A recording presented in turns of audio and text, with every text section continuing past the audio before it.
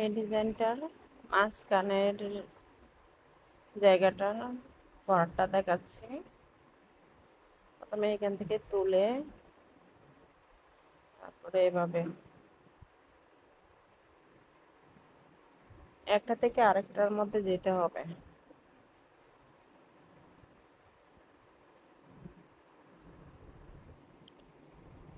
তাহলে ভাজে ভাজে চলে আসবে।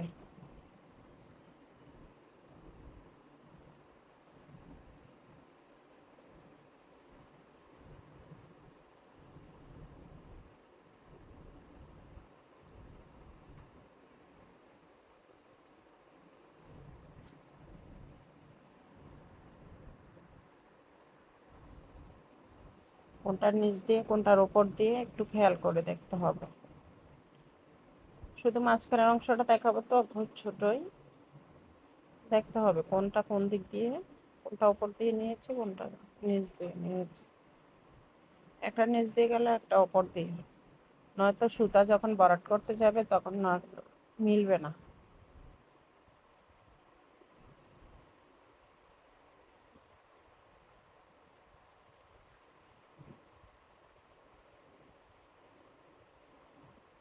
কাজটা অনেক সুন্দর, করলে অনেক ভালো লাগে।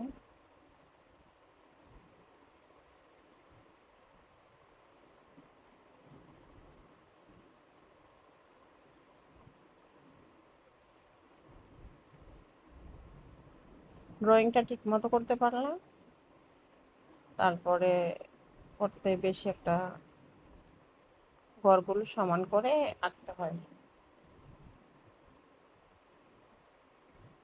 একটা শেষ ঘরে চলে আসছে।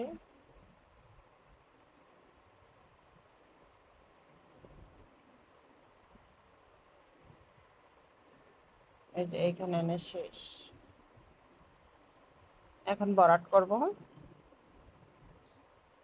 ভরাটের কোন জায়গায়, ওই জায়গা থেকেই তুললাম, যে জায়গা থেকে তুললাম ঠিক এখানে এসে কিন্তু আবার শেষ হবে।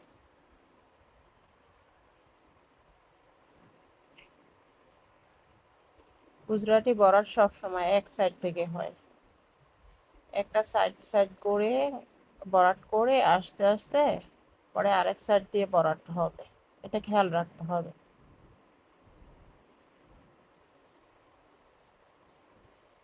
অনেকেই ইনবক্স করেন, ইনবক্স না করে কমেন্টস করলেও হয়, কমেন্টস করলেও আমি দেখি কমেন্টসগুলো, আসলে রিপ্লাই দিতে পারি না।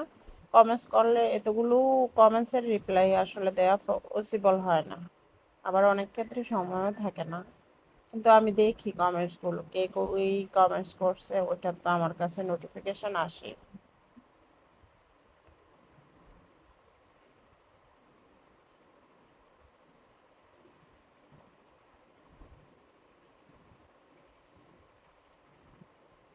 একদম সহজ এই কাজটা, স্টারের মতো হয়। এটা যে কোনো জায়গাতে দেয়া যায়, দিয়ে এই মাঝখানের যে জায়গাগুলো ফাঁকা আছে এখানে কিন্তু স্টোন দেয়া যায়, স্টোন দিয়ে ভরাট করে নিলে অনেক ভালো লাগে।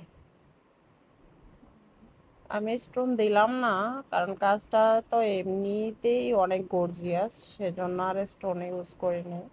তবে যারা শুধু স্টারটা এই দিয়েই করতে পারবেন, কিন্তু ইয়া স্টোন দিলে অনেক ভালো লাগবে। স্টারটার চারপাশে চারটা স্টার স্টোন দিয়ে ভরাট করে নিলেই হবে।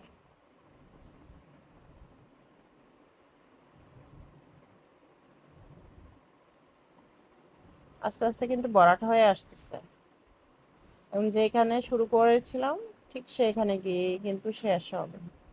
এই যে এই গোটাতে একটু বাকি আছে, এটা করে তারপরে এই